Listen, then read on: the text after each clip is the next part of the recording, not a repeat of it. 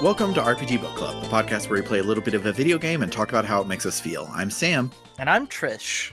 And today we'll be continuing our coverage of the Devil, playing until we finish episode 1. But before we get started, how was your week, Trish? Great question. So I gotta start. I think I might have talked about this last week, but I signed up like a month ago. Today is the Boston Pride March. Mm-hmm. And I was supposed to go to it for Uh-oh. the Massachusetts Library Workers thing, which I was really excited to do, but I didn't do it. And part of that probably comes down to canceling plans, especially very time and energy intensive plans, is good for the soul. Yeah. But also a bigger reason. So on Monday this week, I worked really hard at work. I had a shift where basically I was literally constantly doing shit. I had very little downtime, and I worked because it's the start of the month, and so we were changing over a lot of displays, and so I was going around and lugging books onto a cart and going over here and then scanning them all multiple times and then taking it back and I was doing a lot more than I usually do at my job, and I paid for it because the next day my body was like, hi, your legs and back are in horrible pain and you have a migraine and you're nauseous. And I was like, I can't come into work today. Yeah. Which I hate doing because my work is tracking how many days I take off sick because I what if I'm being lazy or whatever. Yeah. So that happened, and I was like wondering for a bit, and it I did have to come to realize eventually, it was just I pushed myself too hard on Monday, and I was paying for it, and I just worked for 5 days, or rather, I worked 4 days this week, but still a lot of working, and today I woke up at 5 a.m. and had to face the fact that I felt okay-ish, though my legs were still sore from the week of work. And if I were to go at 7 a.m. to go to the Worcester train station, so I could take a commuter rail into Boston and then go on a march for hours in the hot summer sun, that would probably... Weekends are meant to be restful. Right? I do need them to have some element of resting, and that would not only negate a good chunk of any rest I do, it would probably be as damaging as a week of work. So, as much as I really want to do that, and I hope maybe I'll be in a position to do it next year, not able to do that this year, which I felt shitty about, but I'm also glad I was texting my mom, and I said, once you're in your 30s, you need to start developing the skill of listening to your body and knowing your limits and knowing how not to injure yourself, which is not a thing you really need to think about as much in your 20s. But, that sure starts fucking kicking in later. Yep. So I did that. I have a new girlfriend. That's what, 32 now? Fuck you. It's back to 7. I'm back to 7. It was unexpected. Last week, someone I know through, she's my friend's girlfriend, who is a friend I've known for a while, and we started, very fitting for this podcast subject. I'd gotten this girl into Of the Devil, and then we were both like, we should share this with more people, including the friend who introduced me to her. It's like, yeah, let's do once a week, we'll get a bunch of people together, we'll go through and voice act and have fun. So we've been doing that. In the process, I got really close to this girl, basically skipping some stuff that's not for the podcast, unexpectedly started crushing on her. She was crushing on me. We did a date. I'm taking her through Young Justice, and the fact she's willing to do that for me already says a lot. So yeah, it's good. I'm really enjoying dating her. She's cute. Yeah, I'm a gay loser as usual. Hell yeah. Love being a gay loser. It's the best. What about you, Sam? What have you been doing? So great way to start. A+ on how to start how was your week? So every weekend I live half a block away from a laundromat, and that laundromat, I don't know if I brought it up on the podcast before, I feel like I have, but it rules because it doesn't give you a surcharge for using your card, even if you use the 25-cent dryer. It just charges 25 cents to your card, which is awesome because nowhere else freaking does that. Like everywhere else has a like minimum. If you're using your card, it has to be $5 or more because the fees are like $1 per swipe. But they don't care and they eat that cost because it's like the only laundromat I've ever been to that isn't trying to fuck over poor people. The really large like 60-pound washer is $6 there, and I've paid like $9.50 for a washer that big before. It rules, and I love it. No, that's a really good rate. Yeah, I load up my cart every Saturday, and I walk over to the laundromat, and the kids come with me, and we hang out. And I usually will play my solo DCC game while I'm there. And last time I was doing it, we actually finally got to a combat encounter of this module I'm doing. It has a big like world building section where you're walking around and seeing stuff. So it was a lot of creative writing and not a lot of playing for a while. And so I had my dice and I was actually rolling them. And it was the first time I was using my actual physical dice for the D7 and the D5 and the D14 and all of the weird dice that DCC uses. And so I was using those, having a blast, and then get done with all the laundry. I pack everything up into my bag and we head out. And as we're walking out, that's when Scarlett ate shit, like I mentioned last week. And so because she ate shit, we stopped at the very fucking expensive gas station that's right there. Like so you know how a pint of Ben and Jerry's ice cream is like $5 or $6, but it's worth $5 or $6 because it's really, really good. But Yeah. like if you just I want something cold and it doesn't have to be good, you'll pay the like $1.50 for a pint of like Blue Bunny or something. Yeah. This gas station, a pint of Blue Bunny is $6.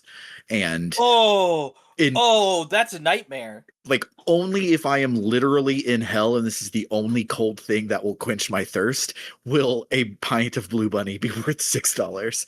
And so I almost never stop there, but because Scarlett fell over and she got a big scrape on her leg, I stopped there to get some band-aids, and I picked up because it was such a big one, the band-aids wouldn't cover it, so I also got some Kleenex to be some like makeshift gauze to cover up her leg. Did some first aid for her right there. Then I put her in the cart with the laundry so that she wouldn't have to walk on her bum leg, and we continued on the way home. Then I came and I recorded the podcast last week, none the wiser that either at the somewhere between the gas station where I paid for stuff and I got home, my purse had fallen out of the cart. And I don't understand how. Like, my purse is not light, it had all of my D&D stuff in it, so it should have been loud and I should have heard it, but I didn't for some reason. And so my purse had fallen out of my cart. So that night after we're done recording, someone rings our doorbell, and I look and there's a police officer outside, and he's like, oh, is this Sam? Does Sam live here? I'm like, yeah, this is me. Can I help you? And they're like, oh, you dropped this. And he just hold something up. I'm like, oh, is that like a leather journal? Does it have a wolf on it? Because I thought, oh, I was playing my D&D stuff at the laundromat. Maybe I left it at the laundromat. And he goes, yes, it is, but it's also your wallet. And I'm like, my wallet should be in my purse.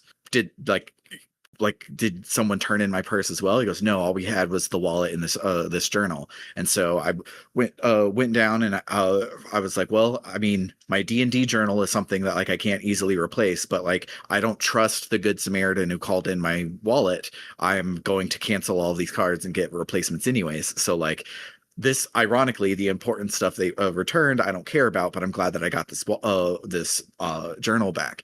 And so I go upstairs, and then I think to everything that was in my bag, and I remembered the dice that I was playing with weren't returned. It was just the journal, and the dice that I was playing with were my one of a kind, handmade by my ex that I am not on good terms with, designed exactly to my specifications of being a sharp edged resin dice that is sparkly but easy to read, so it's not too much sparkles that gets in the way of the paint. It was like perfect DM dice, and I loved having them, and those were inside of my bag. And so what had happened, which I can't make any of this make sense, the closest I can do is that some homeless person or somebody otherwise in need of a bag saw the bag, opened it, saw that they had like there was wallets and stuff in it, and was like, I don't need any of this, I just want the bag. And so they dumped the wallet stuff,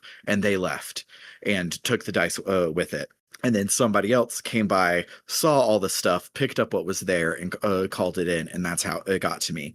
Because if I try and put maliciousness to any of this, it doesn't fucking make sense of why, if I was trying to steal someone's identity and their credit card, would I call in the credit card stuff, but keep the purse and keep the dice and keep the gum and keep the toothbrush and not just return all of it? Or why not just keep all of it? And it's not like they saw the D&D journal and they were like, oh, well, this is like someone's diary or something, I want to give this back, because my actual diary journal was also in my purse and they kept that. So it's What like the fuck? the like trying to make this into a shitty person, even though it did shitty things to me, literally makes less sense than just this was several things happened and several different people needed several different things from me, because one person needing all of this must be either their lucky day where they're like, oh man, I'm carrying too much stuff, I wish I had a bag, and also the dice that I'm bringing to D&D later is really really bad, and my breath stinks, if only I could find one thing that could do all of this at once. Because yeah, no fucking clue. But the silver lining from it is the replacement DCC dice that I got. My D7 is trans rights colored, which rules. Um, and then I found, while I was cleaning up yesterday, I found my sparkly D12 from that set, because I couldn't find it when I went last week, and so I had a different D12 with me. So I still have one of my one of a kind dice, and so now it's just my favorite D12. And my replacement DCC dice are very pretty and better than the all blue ones that I had before. And I have a new purse now that's really awesome, and I got it at the Dig and Save for, I in total paid $14, and I got 3 backpacks, a purse, a belt bag, and 2 shelf speakers. So divided by whatever all of that is, I got it for like $1. So it's real good for $1. And like everything is fine now. I've put a freeze on my credit. I've replaced all of my cards. The literal only thing that sucks is that it was a one of a kind dice set. It's like, of all of the things that they kept the one thing that I can't get back. Like I even had pictures, because I had sent like pictures of my character sheets at various times to like Cass and stuff, to be like, oh, look at this crappy thing that I rolled, or whatever. So like I could have rebuilt and continued my D&D journal if I didn't have it. The literal only irreplaceable thing is one of the only things that was taken. So Ugh. it sucked pretty bad, but I'm in a pretty good place now after it. I think my partner, whose parents are rich, I think they might be commissioning me a dice thing, because a new set of dice, because I was talking with them about it, and I was like, yeah, and it just sucks that these were one of a kind and made to my exact specifications. And they were like, what are those specifications? Just wondering. And I'm like, okay, Just cool. wondering. Okay. Totally normal, not a hint thing at all. Yeah, definitely not. And then they try to play it off with like, oh, which of these colors do you like? It's not for dice, it's for something else. So I think they are giving me 2 presents, one of which is a new pair of custom dice, and the other one is the other thing that they were trying to hide the fact that they were buying me custom dice with.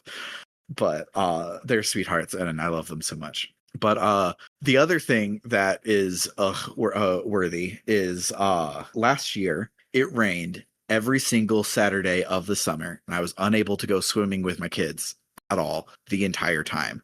And the pool opened this week, and Summer and the kids went swimming on Thursday while I was working. And then it's scheduled to rain every single day for the next 9 days. It happened to only rain early this morning, so we can still probably go swimming this afternoon. But it's so far gearing up to be that the only times that the pool will be available will be while I'm working, and I'm tired of it already. And this is the first week. Other than that, I played Of the Devil, and that ruled. I haven't been swimming in so long, and I miss it. You come on over. It's just a quick hop, skip, and a jump up to Wisconsin from Boston. That's not far. I mean, I have 2 Midwest I have two Midwest partners now, so it's actually, if I'm gonna be visiting them. Might as well. But yeah, let's listen to some of the devil music, and then we'll see how this whole case wraps up.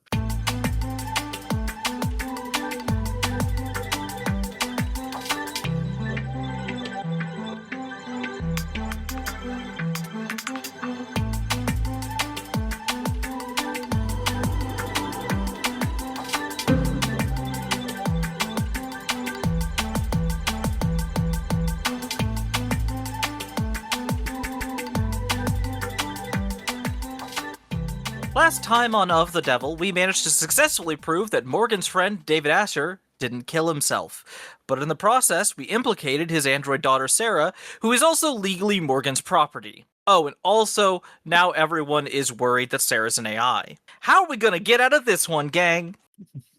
Well, after spending the whole night with Emma watching through the rest of the security footage, Morgan heads to the police department to meet up with Sarah. Despite the fact that Sarah's wearing a collar with a capital C, which shuts down her entire body below the neck, and she's wearing giant restraining cuffs, London is not willing to let Morgan in to talk to her android at first. The two talk a bit about AI, and more importantly, why they even have to have a trial. London feels like there should just be some clear tech solution. There's just should be some easy way to tell diagnostically if Sarah's an AI or not. But Morgan shoots that down. Even if such a method did exist, it would never be actually trusted for the same reason that if there was a nearly perfect lie detector, it would never be trusted, because the cops have already decided if you're lying or not way before they use a tool like that. And if the results disagree with their assumption, then they're discarded. That got way too real there for a second. Oh, well, so to see Sarah, Morgan has had her registered as a medical android. That way they can have some privacy, so they can talk about Morgan's back pain. I I love Boobs. I love the world building implications that like the Citizens United corporations are people has been dialed up to the 11, but HIPAA survived of all But things. Hippa did survive. HIPAA survived the dystopia, and that's amazing. So London caves, or rather, he decides to let Morgan have this by going to take half an hour getting something from a vending machine. So Morgan goes in to talk with Sarah, catching up the very distraught android on what we now know. Sarah gets fixated on a completely different question than Morgan does. Like, what if she is AI, though? Like, what does that mean? Why does it mean she has to die? And Morgan's answer is because every court in the world has already ruled as much. But why? Sarah asks. She needles and she argues and she drills down and down through every excuse until we get to the real core problem here. Disgust. And isn't that convenient? That humanity's bigotry is involuntary. Yo, I think this game kind of rules. Yeah, it's kind of really good.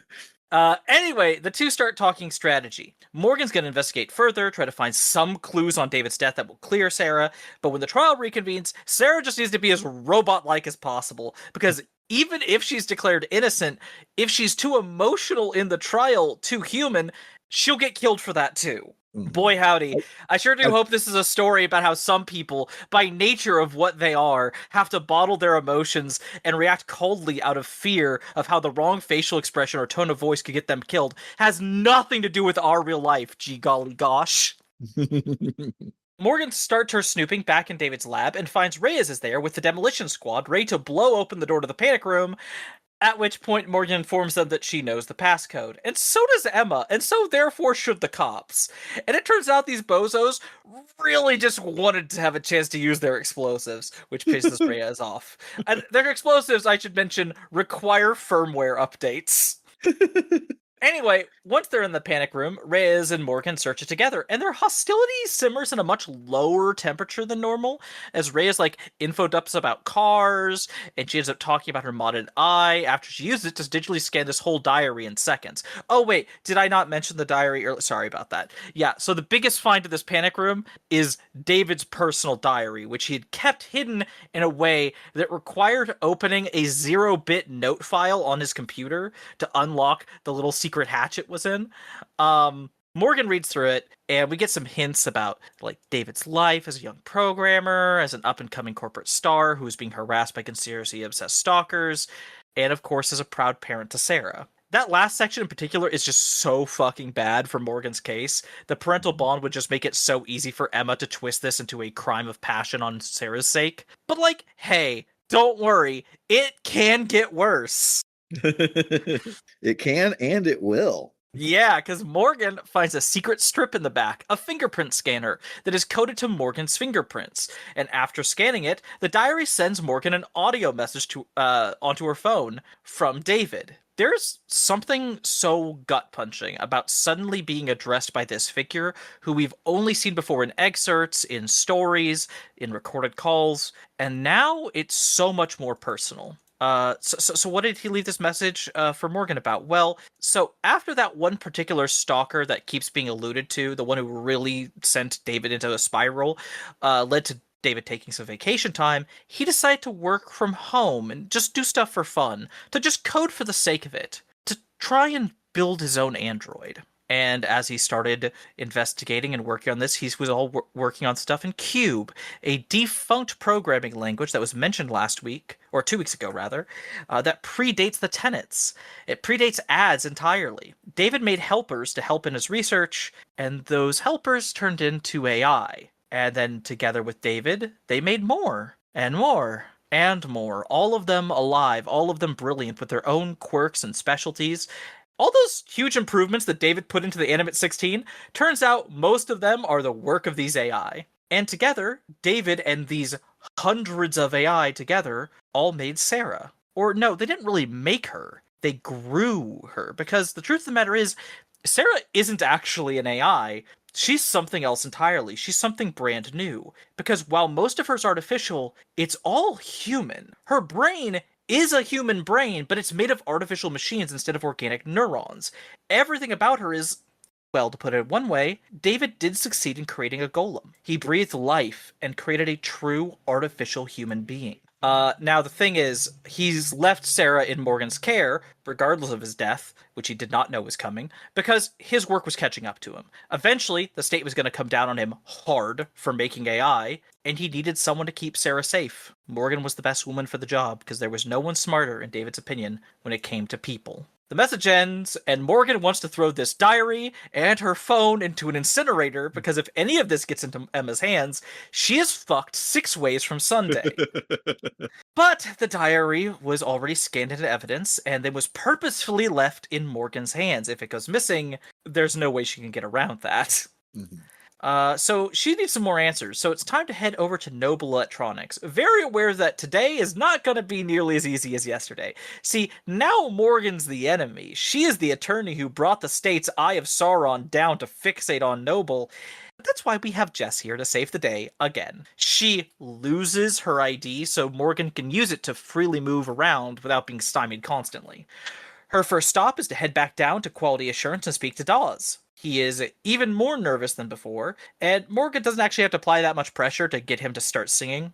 Most relevant among his answers to Morgan's questions is something odd in the shipping data for the Animate 16. A bunch of them were swapped, seemingly at random, but he can't tell why. This will, of course, be important later. He also helps you figure out that Delta, that mysterious poison, it's serotonin, the synthetic serotonin analog. Now, if you want, you can stop before you leave to start Columboing your way into a big dramatic reveal with Dawes, but that's optional and only happens if you actually took the time to do certain things, so we'll cover that in Memmoms. Now, back in the elevator, Morgan is summoned once more to see Jung, and more importantly to meet with the board of Noble Electronics, who are all teleconferencing in via those big monoliths from Evangelion. More seriously, they're just all so rich that they have a right to privacy, unlike everyone else in this dystopia. So we don't get to know who any of them are. Morgan figures that Yeah, they. I loved that that bit that the law was specifically for people who are so rich that they're ruining the world. We're getting harassed for ruining the world, so they now have a legally protected right of privacy. Mm-hmm. It's called the Mob Act. Yeah, beautiful. No notes. It's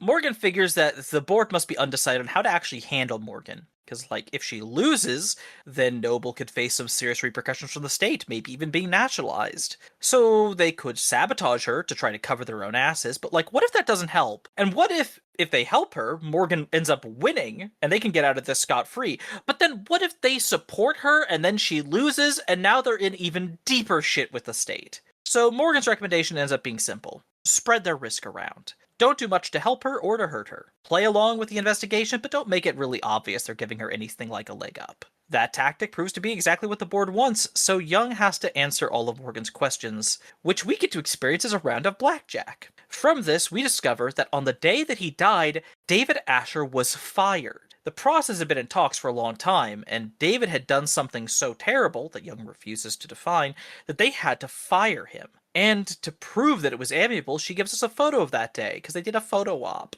Apparently, Legal got so overworked from all of this that they didn't get a chance to sleep until well after midnight. Now, you might be wondering, where are we going to go from here? But the answer is the courthouse. It's round 2 time, baby. That's all the investigating we get. Yeah, when you had said that we were going to do the second round of investigation and the second trial all in 1 week, I was like, how? In Ace Attorney, it's always the second day is the bigger day because you know what you're actually looking for, and then everything hinges on that trial. Obviously, this is going to happen here, but no, there's no new evidence. Basically, we just kind of have to hope for the best.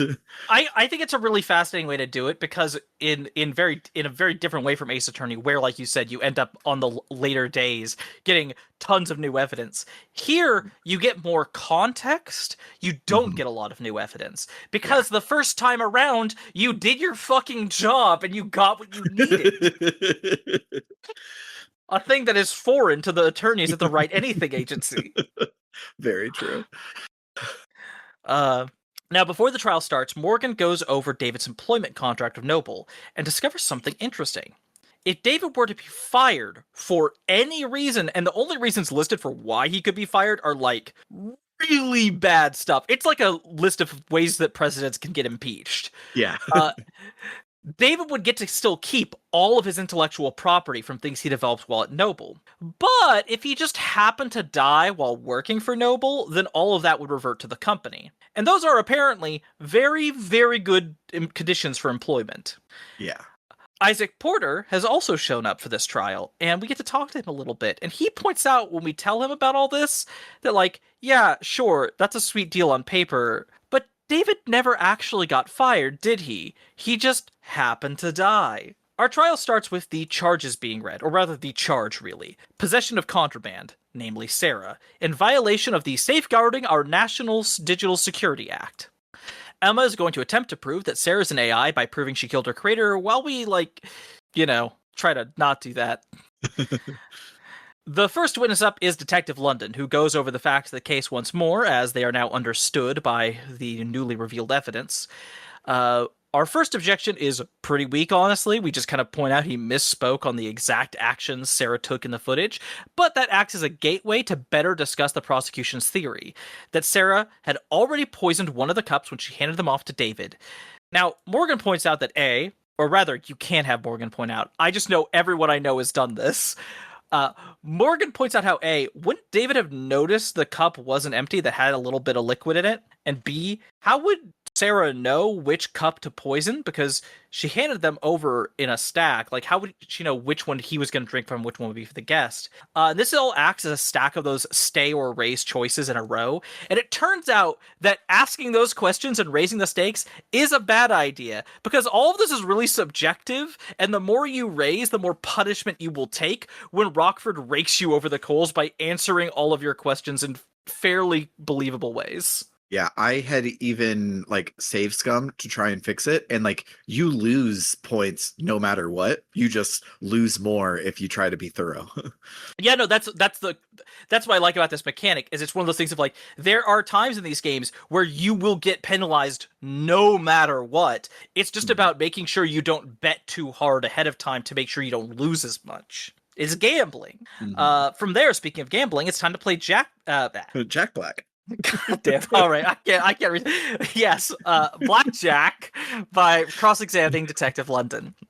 The way forward is to needle on how incriminating Sarah's behavior in the footage actually is, since we never actually see her poison the cups directly, and to get him to testify on how rare it is for ads to break their tenets and hurt humans. That's all we need out of London. So now Emma's gonna call Sarah herself to the stand. Morgan immediately calls to approach the bench, a real court thing, so that she and Emma can discuss this in semi-privacy with the judge. I also have to throw in here that 80, our wonderful, silly adjutant, immediately makes a JoJo's reference, and then is sad because we're not approaching her. We're approaching the actual judge here. Morgan questions this tactic on Emma's part, since by definition, asking Sarah to testify is giving her an appearance of personhood, but at the same time, Emma snuck this into the court docket by referring to it as entering evidence, not as a witness, since ads aren't people.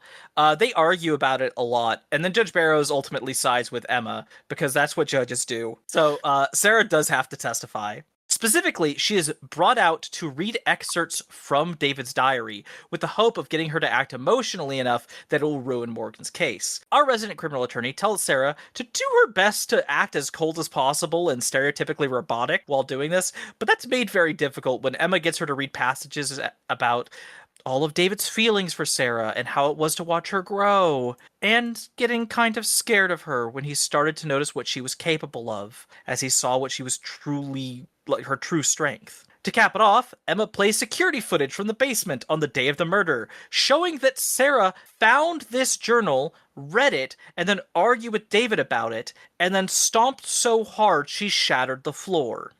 Well, that's bad for us, but now it's Morgan's turn to do something with Sarah on the stand.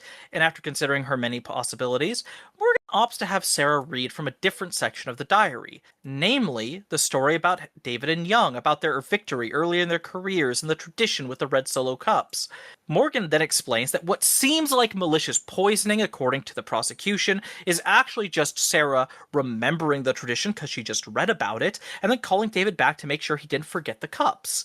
The two start comparing theories and arguing about which one is more likely, if Sarah is a complex android that poses no threat to anyone, or if she's a homicidal AI who made a bunch of really stupid mistakes in her attempt to murder her dad. Emma starts emphasizing in general just how dangerous Sarah could be. So Morgan decides to nip that in the bud by just turning Sarah off and on again a bunch with vocal commands. Like, obviously, that's not a logical victory. But it's an emotional one. This is court. The way you can make the judge or the jury feel can often be more persuasive than any logic. Mhm. Next up on the docket, Helen Jung is here on the stand, and she's finally here to be there as a witness for David's death, but also to talk about serotonin, the compound that we have been claiming this whole time is the thing that killed David. After all, Jung helped develop it years ago, and to Emma's complete shock, Helen claims that it's not actually a poison at all, and then to prove her point, she pulls out a vial of it on the stand and drinks it, and then she doesn't die. This throws a lot of the whole trial into the air. Emma especially is just flabbergasted. So from here, we have to figure out, like, how the fuck did David die then? And after a bit, Morgan finds the answer. In a counter move to Jung's very ballsy sip of serotonin, Morgan takes a swig of the whiskey in evidence straight from the bottle, and then offers it to Jung. Jung immediately pales and refuses to engage in this idea at all, but there's a good reason. If she drank any of that whiskey right now, she would die. Serotonin doesn't kill you, not on its own, but it does lower the barrier for things like alcohol poisoning dramatically, making it so even a glass is enough to kill you. I love this idea so much. It's such a neat concept. Now, this is the first step into proving what really happened. Earlier that day, David was in the meeting, the one where he was filing the paperwork to get fired. And at that meeting, they served water. Or at least it looks like it's water. But what if it was actually serotonin with the brown coloring removed by the chromofuge, which came up earlier in the case? There would be a little chance of legal dying from this debacle. Jung had kept them busy well past when the compound would exit their system. And then she could make David drink it herself just by showing up at his house and bringing up their tradition. Of course, Helen drank the water, quote unquote, at the meeting too, and she drank the whiskey with David. So if Morgan's right, then how is she still alive? The answer comes from a piece of evidence that has been sitting there this entire time, waiting to be used, the salt shaker. When we found it in the kitchen, the cap was loose, just knocking it over sent salt spilling everywhere, because it was put back on in a hurry. Because once David collapsed, Helen rushed into the kitchen, and which earlier she had claimed was just so she could call the hospital, but it was actually so she could start chugging hot salt water to force herself to vomit, a trick she learned years ago at Noble, when they had to take pills to keep themselves awake for like 48 hours. They could always, at this point, just check the sink for her DNA, see if they can find her vomit in David's pipes to really prove this point. Morgan lays it all out there and frames this as a crime that is born out of Helen's jealousy over David and a desire to save this company by having David die instead of having him leave with all that valuable IP. And then Morgan hits Helen with it all, full on, both barrels, like the killer she is. Helen snaps on the stand in a really Ace Attorney way. But before she can do the Ace Attorney thing of messily confessing, Emma stops her. After all, she'll probably want to stay silent because soon it'll be her who's on trial. Which is so refreshing that the prosecution would do that, because in Ace Attorney they're always just like, well, I mean, this was a defense for Larry Butts, but I mean, you did just confess, so that was stupid of you. Go ahead. So here it's just like, no. We're gonna do actual criminology things. Yeah. But hey, we win! Sarah has been cleared of possibly killing her dad, and now she is stuck as Morgan's assistant from now on. But before we leave the court, Morgan and Emma have a little one-on-one talk, and Morgan is just so smug to finally have a win under her belt against Emma, but Emma doesn't count it as a win at all. Which I can understand. This was a preliminary hearing to start with, and then it was some weird farce. But then they start talking about heartbreak and all this political momentum that is growing beneath that name and symbolism. Morgan doesn't want to hear about this. It makes her uncomfortable. But Emma has some new info. Not only are all there these protesters and conspiracy theorists rallying around heartbreak, but now there are copycats in other cities. They've all gotten caught, but that hasn't stopped anything. Because to a lot of people, heartbreak has proved the state can lose. And that is a very, very dangerous thing to prove in this day and age. Once Morgan reunites with Sarah, she shares the journal with her, and with it that secret audio file. Sarah has a lot of complex feelings about it. About her father, about the way that he lied to her about what she is, about all these other AI, apparently her family. But like, where did they all go? Well, we have a chance to find out when Morgan and Sarah follow Helen Jung into the bathroom. Helen talks to Morgan and Sarah about why she actually killed David, because it had nothing to do with jealousy. So she claims, I think jealousy is definitely possibly a potential motivator, but she has a much bigger reason. David told her everything. He was proud of all of his AI, and more than that, he thought the whole world should know about them. The reason David got fired in the first place is because they caught him messing with those Animate 16 shipments. But the reason he was doing it had stayed out of the courtroom and not a thing that Noble at large was aware of. He was transferring all of his AI into Animate 16 bodies and just sending them out there so they'd be saved from his own downfall. Helen was horrified by this, and it got worse when she tracked down some of those AI, and they didn't bother trying to hide what they were because they didn't see a reason to. The transfer clearly messed with them at least a little bit, but like, they knew what they were and they would tell anyone who asked them. Not only that, their owners preferred them to a normal Animate 16. Enraged, Helen explains that she killed David because he turned her into a slave trader, which is really fascinating, and I think it's something we're going to talk about a lot in our Mem-Moms. Oh yeah. So her entire point of view is driven by this certainty that humanity will either kill this AI if they can, or commodify them into a slave class. That that David condemned sapient life into an existence of servitude, and that there's no bright spot, there's no chance for a good ending here. And Sarah rebuts it all. For once, I am gonna quote this game directly. When Helen describes humans as animals, selfish and destructive, Sarah tells her that those animals you're talking about do all the sharing and loving and living and dying in this world. And if they were all truly hard-coded to be as selfish and cruel as you say, humanity would have died on the vine a long time ago. God, I love that. I love this fucking game so much. Sarah can't forgive Helen for what she did. Not yet. Not now. But Sarah's capable of growing and learning and changing, and maybe one day she will be capable of that kind of forgiveness. I'm not crying. You're crying. Our case ends with Morgan and Sarah taking another taxi ride together back to Morgan's apartment because Sarah's moving in.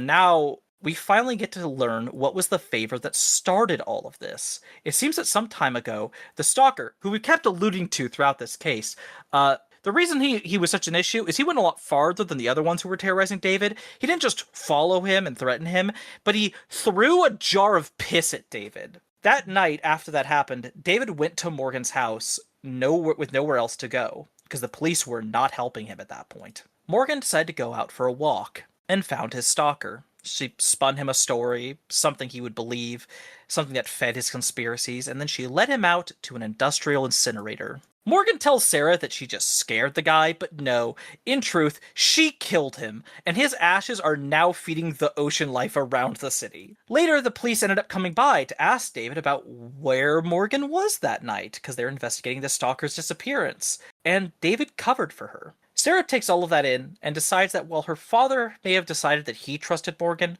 Sarah still isn't sure. So she's gonna have to figure that out on her own, working as Morgan's paralegal, and they shake hands, and it's very cute. Very good. And then after the credits, we get a text conversation between Morgan and someone else. Someone who has finally hooked Morgan up with a dealer who has exactly what she wants. Sadly, she no longer has that antique gun that this guy had helped her get. That would have made a great bartering trip. But Morgan can figure something out. She always does. What does this mean? We'll find out in episode 2, baby!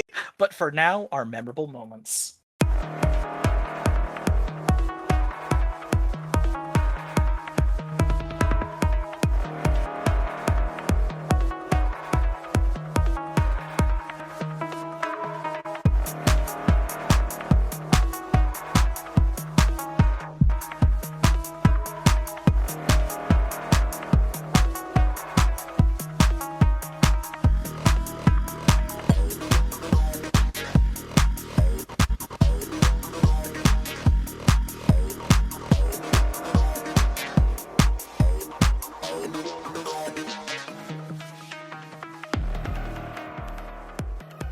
So it's a lot to talk about. Yeah, so I very recently have had to engage with people who have a hard-on for AI in the weirdest way. And I realized when I was trying, there's a very like one and done. It's obvious when you think about it, like anti-AI defense, where right now all of the main models of AI are trying to do everything, and so the AI, if I use Claude Code to help me write a JavaScript function, it also knows recipes for apple pie, and there's no reason that you should have an everything robot. And I brought up the reason why you don't need an everything robot is because which would you rather have? A C3PO who can use a regular vacuum cleaner and wash dishes by hand and suck at both of those things and have all of the restrictions that a human doing both of those things would have? Or do you want a robot that sits under your counter and washes your dishes for you automatically, and a little Roomba that goes around and can fit under the couch without having to like move furniture around and shit? Obviously, C3PO is a worse thing. You don't want an everything robot when you could have a specialized robot that does one thing really, really well. And I brought this up to somebody at Dad Island, and they basically were just like, yeah, but no, I think it would be great to have a C3PO that because they could then do all of the other human stuff. And my visceral reaction was like, bro, are you saying that like the quiet part out loud? Are you just saying that slavery is cool and you should do slavery? Because like what's the what's the difference in what you're doing? Like you want these things to be as human like as possible because you get off on telling other humans what to do and they can't say no. Like this is a fucking weird thing. And now every person who is gung ho about like, oh, I want the AI to do all of this stuff for me, and then I don't have to pay it, is like fucking weird and bad, and I don't like it, and it makes me feel really, really bad. And so I mentioned, I think 2 weeks ago, how this game at the very beginning was like setting aside that like, oh no, the AIs that ads are totally different from LLMs, because fuck LLMs. But then double Uno reverse, no, it's also about how people who are really into modern 2020s AI are also just really happy at slavery, and it's really cool. I really fucking like where this game took it. I 1,000% agree.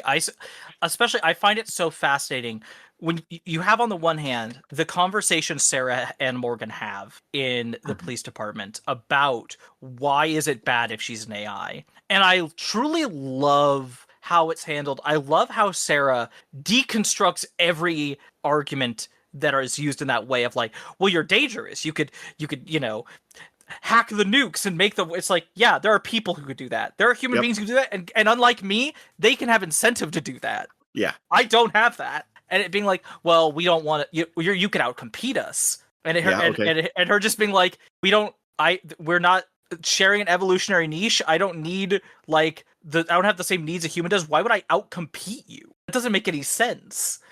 And it really just comes down to like, no, it doesn't make sense. It is Yeah. just, and it is specifically because what is terrifying to them isn't intelligent life. It's intelligent life outside of human control. Mhm. They like intelligent life. They want there to be ads, but the ads need the tenants. The ads need to be at all times able to be ordered around by human beings. Mhm. It's And it's kind of a lot like how back in, I don't know, the 16 to 1800s, how light-skinned black people who spoke really good English and were really, really good, like good at quote unquote seeming white, would get jobs in the house because people really liked the fact that these inhuman savages, their words not mine obviously, but could pass for humans so well, and they would get all of the special treatment, and those are the ones that they liked the most, as long as it was still understood that they weren't shit and they could be killed for any reason,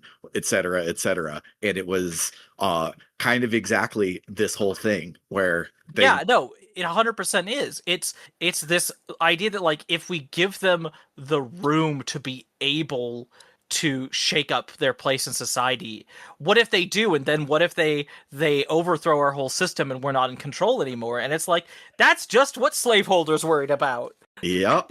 Just flat out is. And Helen Young's whole thing about being like, I can't believe David made me a slave trader. And I have to be like, Helen, my babe, you are already a slave trader. Yeah. The fact that the artificial life that you were working on selling before couldn't say no didn't make them less like a slave. Yeah. No, it's like, well, all of our slaves before we lobotomized, so it's fine. They don't have any self-preservation anymore. So like it's fine. It's okay that we made them unable to say no. They couldn't say no, so it's not slavery anymore. It's stupid. Yeah, so there's all that. I think that's just really interesting, and I especially enjoy how much of her view on this is like, no, you don't understand. Like, if everyone knows there are all these hundreds of AI, like the only options are they will all be killed or they will be turned into a commodity and made into servants. Like we will have a new slave caste of sapient servants, and Sarah's action just being like, wow, that's such a myopic view of human beings that like no one would challenge that would just be the accepted way of things. Like, don't you realize that like there are good human beings too? Yeah. Sarah's such a great fucking character. I love her. Yeah, it's very cool how because like it is being data measure of a man, where it's like, oh, these robots are humans and they should be treated like humans, but it also is doing like it's shifting the blame, because like in a lot of other cyberpunk media where it's like, oh, data is a human measure of a man, etc., the focus is on the bigotry against the ads, and it's not focused on the like capitalist machine built around the fact that people are making basically AIs but can't be fully AIs, et cetera, slave trade everything. And so this Yeah. one is like, yeah, no, Sarah is human and she should be treated with all of the rights of the humans. In fact, so should your doorstop that just says hello with a happy voice every morning. In fact, all of these people are humans and you're doing really horrible bad things because they're already humans. And I like it a lot. Same. I like it a lot. I like that it brings up these ideas and it goes into it, but also it's like there's no easy solution being offered here. There's no like here's No, how you. It's like no, here are the problems. Here's a reckoning with the systems of power. And like I should also say we're talking about slavery, but like a lot of the shit we're talking about carried on to Jim Crow, and it carries on today. today. Yeah, We live absolutely. in America at this moment. Those of us who live in the United States, we're living in a racial caste system in which mass incarceration is used to keep people of color in servitude. And it like that's just what is actually happening. And if Yeah, we don't grapple with that, we can't fix it. yeah, If we play colorblind, we're never going to be able to do anything about it. yeah. And there was a recent thing that gave me hope that it's all going to come crashing down in probably within my lifetime. I hope within my lifetime, if not my lifetime, definitely probably within Storm's lifetime, which is a long time from now. But like humanity is slow. I would love if it was tomorrow, but it won't be. But when the U.S. government was like, oh, TikTok is evil and it's illegal now, and you can't use it, and everyone's went over to Redline, and they saw that big bag scary China is trying to take over everything. They were just also people doing get ready with me's on TikTok and shit. And Mhm. they're like, oh, they're just normal people. Maybe all of this inhuman othering that everyone does for brown people and Russian people and Chinese people is all propaganda and bullshit, and we should stop it. And then Trump realized that was what was happening, and so he unbanned TikTok so that people wouldn't have Chinese friends anymore because we live in a hellscape and I hate it. But seeing that Yeah. happen of like so many people who just like had never thought of it before was like, oh wait, no, these people are people. And in fact, I think every person on the face of the planet is a people, and maybe we shouldn't hate people anymore. And it was so close to happening, and I think it will happen sooner rather than later. Again, at other time scale of my kids' lives, so 50 to 60 Yeah. years, if not longer.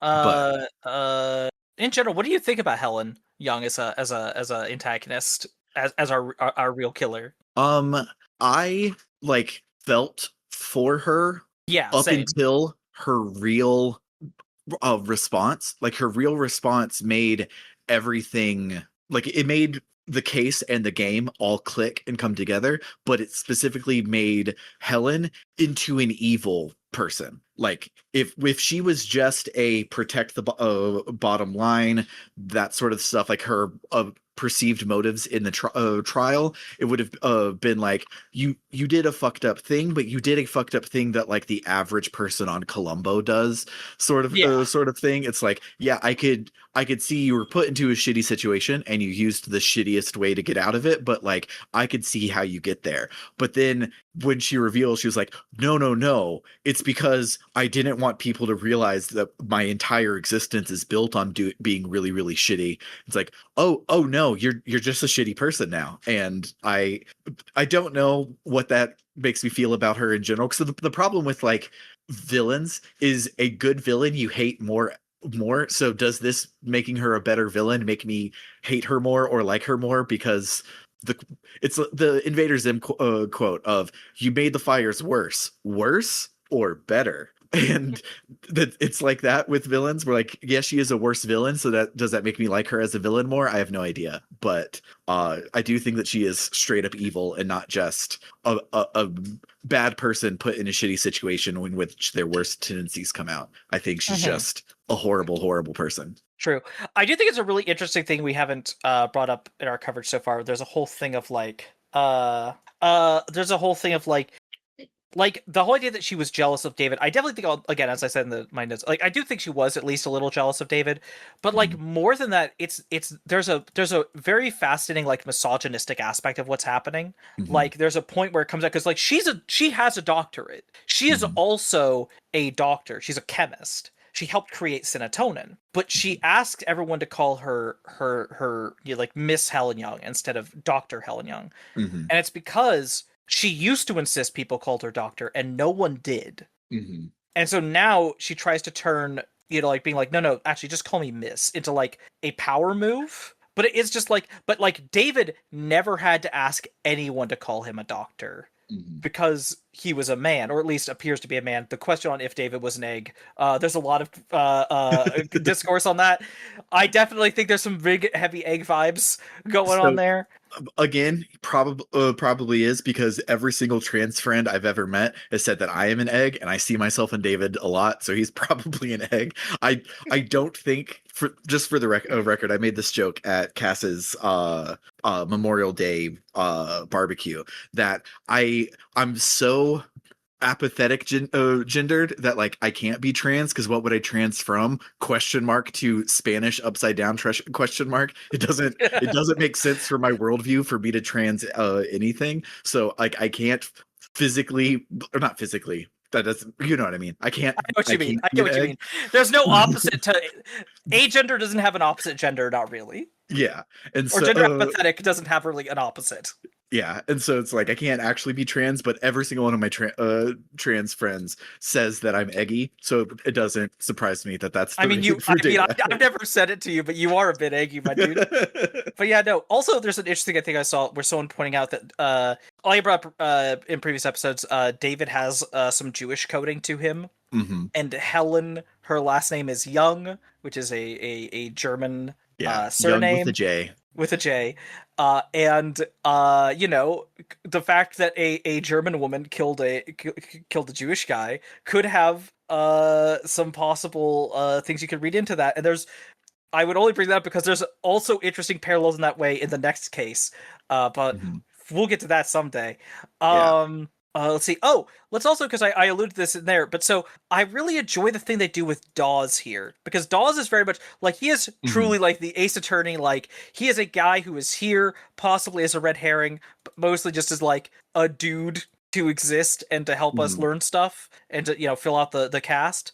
But they give him this twist of his character, which I didn't mention in the notes. What it is you can pull the Columbo. Actually, wait, one more thing, where you're able to Uh, put together that when you first met him, he said he was in consulting, and Helen told you that in consulting is what corporate spies say they do. yep. And so it turns out this motherfucker has been a retired corporate spy, because he's like, no, no, no, I used to be. Oh, I've got so much PTSD, man. Yeah, I thought it was such a cool thing because it does it, but with the Oh Columbo, one more thing in one of the locked blue things. So you only get it if you followed the optional dialogue with Helen, and then there was also an optional data pad you could find. So if you get both of those, then you can ask Dawes about it, and it just doesn't mean anything. It just is a thing about Dawes, and he's like, "Oh no, no, like I'm retired from all of that. I promise. Like here's proof or whatever. I don't even remember what it was." But he's like, "Yeah, nothing to do with the case. You just you raked me over the coals. You figured out who I am, and it's just to make the character cooler." And I think that's neat. He does give you one interesting bit of info if you do this, which is Morgan asks him about like, hey, did you like so do you know from the mystery of the last case of like was David seeing a psychiatrist in secret, or was that anti-corporate espionage? And he was like, yeah, that office does both. They do actual therapy, but they also do corporate espionage training. So like my guess is he was probably both. Yeah, and I also love like most of your investigation time is spent chasing that rabbit, and it doesn't come up. It's just because Morgan wants to know because much like Emma said, it really just does bother her that she doesn't know her friend that much, and so she's chasing that and has nothing to do with the case. It's very good. Speaking of how well David knew her, also just God, I love David's message so much. It's such a Uh, like great look at his character and getting a lot of time with him. He's such a fucking dork. yeah, it. It's very good. I saw someone say, I would need to find the post again. Someone had a really fascinating analysis post pointing out there's actually a lot of interesting commonalities between Reyes as a character and David, even if you wouldn't necessarily think so at first. I'm like, that is fascinating, and I do think it's neat.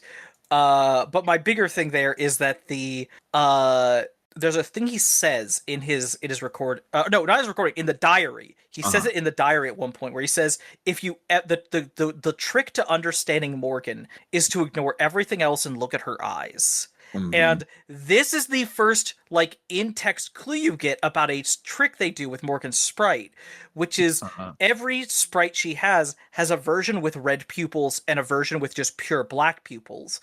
Hmm. And when her pupils are black, that's when you know she's telling the truth. Uh-huh. And it's fascinating that he knew this about her, and using this as a way to like look at when Morgan uses it and when she doesn't is so fascinating. Like I said, like the way she talks about heartbreak to Sarah in the first episode, there's this whole where she's talking about like, listen, heartbreak is another serial killer, deserves nothing better than being tried executed by the state. Her eyes are black during that. Like she's Yeah. being honest. Yeah.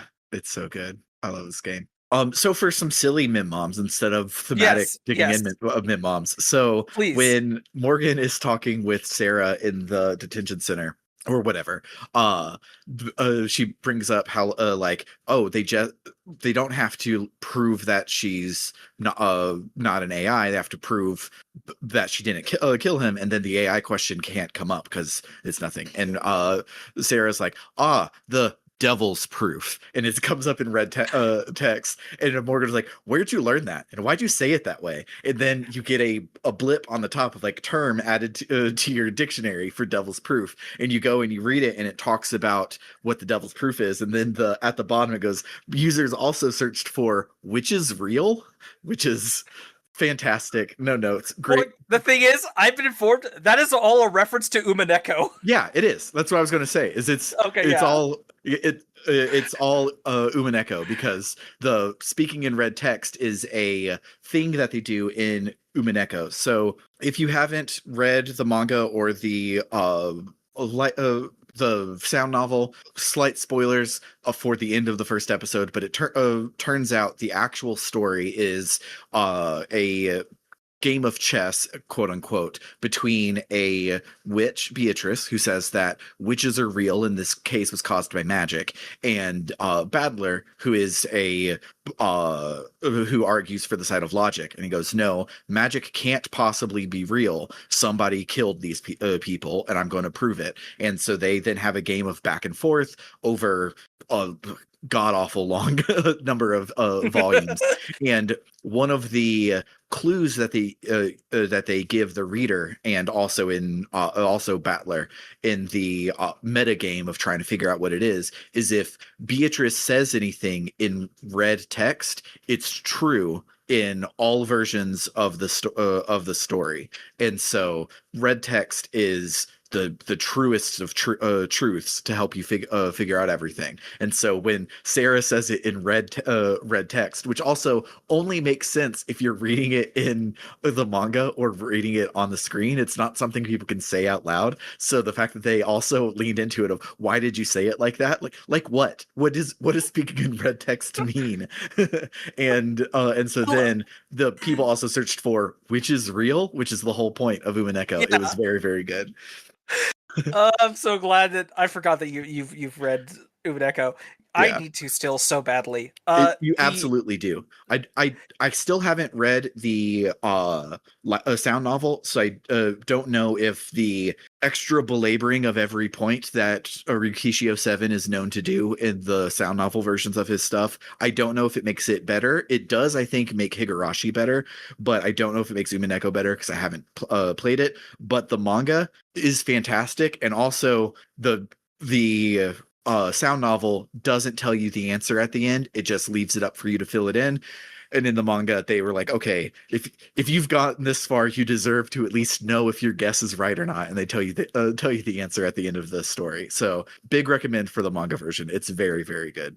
Um, I do, I just love if this you because it means that Sarah is an Umaneko fan. yes.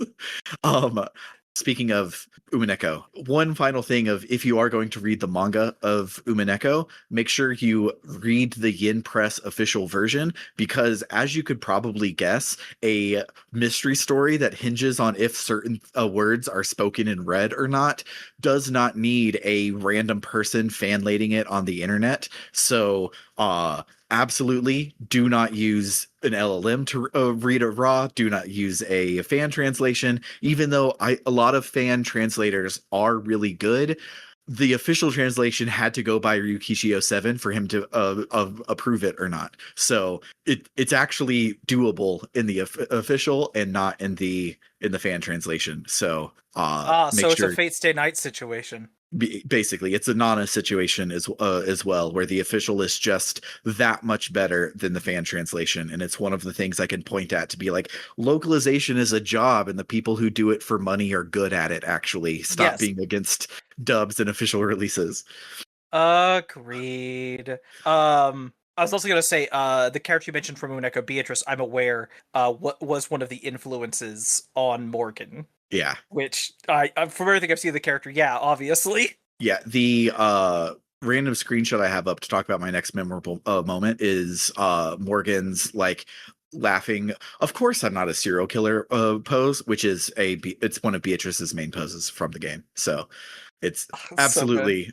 absolutely a reference to Beatrice. But speaking of that screenshot I have up, I actually took this several weeks ago and I just forgot that I have it. But it's Morgan's profile in her cell phone, Oh and yeah.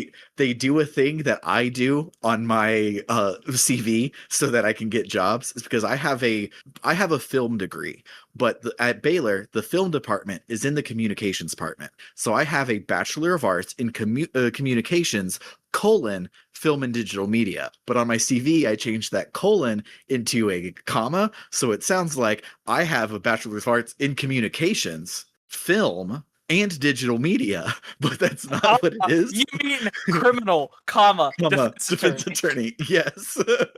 Well, they, first of all, they she is actually a criminal defense attorney. But yes, they added uh, it they added a comma to it in the episode 1, which is beautiful and I love it. No notes. But the final one at the bottom is different on everybody's profile, and Morgan's is body count, and her answer is you cannot ask someone that, which is both you can't ask someone how many people they've had sex with, and also you can't ask a criminal how many people they've killed, and it's very good. oh gosh. I I, love I I love it. I love the I profile so much, especially that every new episode, characters like Morgan, Reyes, London, Emma, they have new profiles with new info on them. yeah. Thank you, Sarah, for continuing to make profiles by interviewing everyone we meet. It's the best thing. And that was another thing in episode 0. We don't know Sarah yet. It wasn't Yes. put out there yet. But the little bonus interviews have orange question mark, orange question mark, orange question mark as the interviewer. So Yep. now that we're in the future, we know who speaks in orange. We know that it's Sarah doing all of these interviews, and Mm-hmm. it's so good. I love like the only gameplay you can possibly have in a visual novel is text. That's how it works. That's the genre. If you do something besides that, it's now a visual novel slash strategy RPG or something. If Or it is adventure just a game visual or something. or something, this one, the only thing you can do is text, and they do so much stuff with that text, and it's so cool. Like Morgan's profile basically is unchanged since last episode, except they added that comma, which is hilarious, and they did it by changing a little piece of text. And they hint at Sarah's existence by coloring the question marks when nobody else gets their question marks colored before we learn their name, but Sarah's does because it's a hint to who's doing it. And Actually, so fun thing with the next case, we have several things with like there are bits where before you like a character will appear in a cutscene before they we meet them properly, and everyone's question marks as an unknown speaker are color coded, so you know who everyone is later. that's cool. That's really cool. Yeah, In general, the color coding with all the characters in this game is so good. it's very good. So speaking of Sarah, there is a bit in the in the case that I really loved, where she was like, "You have to be as robotic as possible," and then Morgan thinks like, "Should I tell her to say affirmative? No, that's too ridiculous. Like, well, she's obviously an ad, and ads have grown past saying affirmative or whatnot." So then Sarah gets up on the stand and it's like, "So you were created by David Asher, correct?" And she goes, "Affirmative." And It's so good. especially because like Sarah and Morgan both learning how to do human by watching TV. So when Morgan was like, "Be a robot," Sarah then rewatched every episode of TV she's ever watched and was like, "Okay, robots say affirmative, so I'm going to say affirmative." It's so good. Also, I'm gonna share.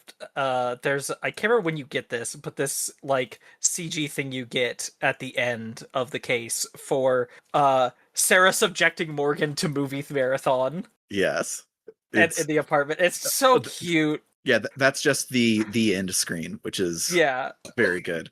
Um, another funny part I really liked is when Morgan is bringing up the evidence of David's contract. She was like, "Oh well, I did something that no one ever expected anyone to do. I read their terms and conditions." Everyone is shocked, and 80 says, "But that's impossible." Yeah. I'm sorry, we don't get as much good 80s stuff in this segment compared to the first trial segment, but we do get a few things, including anytime she interacts with Judge Barrows, there is Mhm. this like weird vibe between them that I'm like, Yeah. hey, Eddie, are you crushing on the old lady? If so, hell yes, do it. And also there's the running thing of like every time Judge Barrows, who is the actual judge presiding over this case, does something to preside over the case, 80's like, "Well, I guess I'm just chopped liver and no one gives a shit about me." Yes, yes. I love that side of 80 when she gets sad. She's like, never mind, I guess I just should die in a hole or whatever. I don't care. And then my final min mom that I have is at the end of the trial when Emma is officially dropping the charges. She says, "In all charges against Evangeline Morgan are dropped." Morgan says, "Does she, of all people, have to use my full name? And what possible heterosexual defense do you have for that thought, Megan Morgan?" It's oh gosh, I love this game so fucking much. I'm so excited to whenever we get to do it talk about episode 2 because episode two's got just so much incredible shit. I adore it. Yeah, I think I'm whether I like episodes 1 or 2 more is a real big toss up, and the fact that it's a big toss up should tell you how good it is. yeah, And we've got episode 3 coming yeah. sometime this year. I think we're probably going to be getting it sometime. I guess in the next 3 to 4 months. Yeah. So because it just was an accident. We needed a bonus episode in Pride Month last year, and we played episode 0. And here we are in Pride Month this year playing episode 1. I think this lesbian ass game will be our Pride Month tradition. And they said on their Steam page that there are 5 full episodes. So we will Yep. should So have 6 4. total. Yeah, we should have 4 more. So for the next 4 years in June, we will play an episode of The Devil, and it'll be our And they little come yearly out tradition. about the goal is to be every about 6 months or so is a new episode. Mhm. So it works out perfect. Yeah, It does make me sad though, because I really want to subject you to episode 2, but it's like, no, we should probably wait until next June so you can be doing it fresh. God damn yeah, it. yeah. It also helps that like I can wait for the next Steam sale to pick up each episode. That's true. That's true. Yeah, Uh but yeah, well, this game that rules, and if you everyone should play it. Everyone should buy it, yeah, please. if you got to this far in our second set of covering this game and you haven't at least played the free prologue yet, you're stupid and you should go do it right now. You should. I'm also going to say to taunt both you, the audience, and also Sam, my co-host. Mhm. Uh, Fun thing about episode 2, because episode 2 is our first actual real trial. Where Yeah.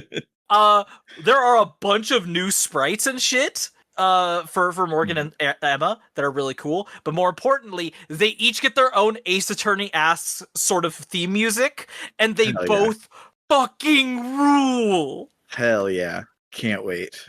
Like I like the soundtrack of this game up to this point. It fits the atmosphere, but it's definitely not. It doesn't have like the Ace Attorney bangers, and Yeah. we're starting to get some Ace Attorney bangers now. Yeah. Also to tempt you, the listener, the title screen after you finish this case and then you move on to the episode 2 title screen, Morgan is in casual clothes and she's really hot. So She's you say casual clothes. She is wearing a red zip up hoodie over like a black athletic slash leisure wear, but then Mhm. in her like chest area, she's like a mesh Yeah, top, and it's really hot. it's really hot. So Actual you should do cleavage from the big boob lawyer lady. that. Again, I kind of threw this out during the notes, but I do also love that it's like, Sarah's my medical android actually, and it's like, oh, cool, for what? I have lower back pain. It's like, which is doubly boob, and also like that's what you say because you can't prove it yes or no to get medical mm-hmm, marijuana. So it's like several layers of very good no notes, which uh, also like plays into one of the reasons I think this might be one of the best visual novels I've ever played, because every single part of every single text box is doing double duty like that, where this one mm-hmm. is a joke about boobs but also a joke about marijuana, and also a way to like humanize London, because of all of the cops he's like the least copy cop, besides Emma, who specifically said, no, the fact that I'm a cop is the worst thing about me and there's nothing I can do to change it. So um I'm in the so text, excited. but so like humanizing London a bit, and it's like that one little joke does like three things, and that's every word in this game does at least three things for the world building, for the story, for the characters, and it's so good. I love it a lot. I love it too. Also, I realized one thing we didn't really talk about enough here, Oh, but I think we should just try again. Sarah's the fucking best. I yes. love her so goddamn much. I love her just as her own character. I think she stands among the best of the Ace Attorney assistant type characters, but Mm. also as a parallel to Morgan herself. Uh-huh. And the fact that they have so much in common and yet are also just such complete fucking opposites makes Uh-huh. them a perfect pair. And Yes. now we don't have to It's worry about her getting melted into slag. Hopefully, hopefully. Ugh. But I think that will do it for this week. Next week we are back on the Digimon grind, and we get to play Hacker's Memory, which uh, it's too early to say, but it feels like, because the first one was such a runaway hit, that Bandai gave the localization team a little bit more money this time, and it already feels a lot more cohesive than Cyber Sleuth did. And I'm very excited to run through it with you guys, and you get to see at the very end in our last episode if my hype about how the last dungeon is one of the coolest things I've done in a video game, if it's actually cool or not. And you guys can make fun of me for wasting your time for 16 weeks if it's not actually that good. I mean, I do look forward to that. Yeah, so if you like what you heard today, you can head on over to www.rpgbook.club, where any and all donations will help us offset the cost of running the show. If you decide to donate $1 or more a month, you'll become one of our gadabouts and also get access to our bonus feed filled with after shows for every episode, as well as bonus seasons of the show such as Tales of Podcastia, The Escape Pod, and the JRPG Canon. If you up your donation to $5 or more each month, you can become one of our warriors and get your name read at the end of every episode, a little like this. Shoutouts to Dragon Slayer 19, Freddy Rodriguez, and J-Fro Prime. And if you really, really love us and you want to be one of our luminaries, you can donate $20 or more a month and get a short one-sentence shout-out or advert read at the end of each episode, a little like this. Shoutouts to Cerebral Wind, who didn't send in their dono message, but I know that they stream on Twitch, so you can check them out at twitch.tv/cerebralwind. And shoutouts to El Tantavi, who wants you to check out aftermath.site, a worker-owned, reader-supported news site covering video games, the internet, and the cultures that surround them. Shoutouts to Kale Dronis, who says to check out Podcasters Assemble. It's a documentary-style, crowdsourced movie hype and rewatch podcast. Every season, podcasters from around the world are assembled to review, reminisce, and riff on a popular franchise. And then shouts to MK, who says, "You chose a bad day to fly the coop." And then shouts to It's Clear Time, who says, "For you TTRPG nerds, check out Fabula Ultima. I'm not affiliated with the game, I just think it's neat." For RPG Book Club, I've been Sam. And I'm Trish. Toodaloo, folks. Bye-bye.